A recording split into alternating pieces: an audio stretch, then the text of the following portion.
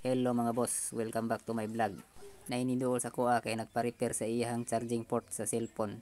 Iya na daw ning gipa-repair dito sa Maramag pero naguba mangyapon. Matod pa sa customer, lighter daw ang gamit aron malanay ang tingga sa iyang pagsulda. Palihog lang kog subscribe ug follow kung napadpad ka aning video ha. Kimikos-mikos ra nako ni kay nahutdan ako og soldering lead. Ang available na lang di ay nato kay ang 60 watts nga soldering lead. Pasinsahin na lang ninyo mga busing kay bag-o pa ta nagtuon. Ug kulang pa sa gitag mga gamit. Sabi mga busing luoya ani iyang charging board gatakuling-takuling man. Wala lang nako napakita kay dugay kaayo akong videographer.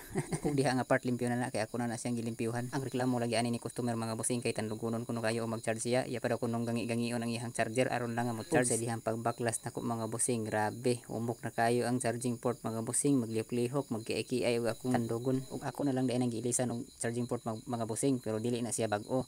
Pero gikan na siya sa daan nga mga guba nga cellphone. Ug dili na man gusto masilbi ang daan nga charging port mga busing kay putol na ang mga tiil-tiil nya maglisod na pud ko og sulda ato. Kini nga video mga busing daghan kaayo ni og cut kay og dili na ako ikat taas kayo ang akong video.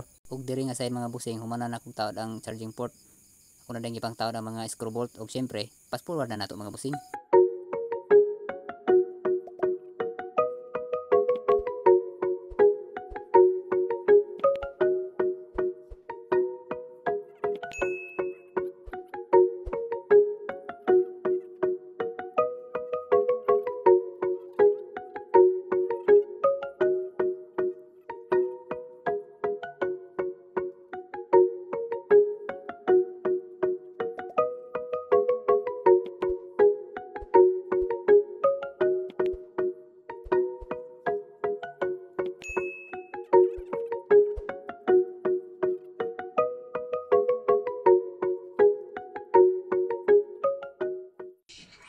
Go.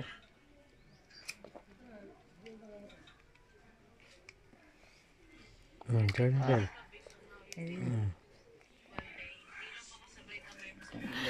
Sana all.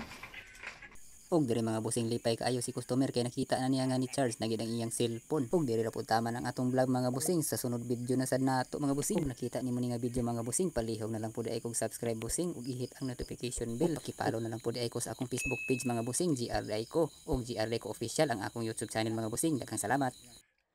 Good.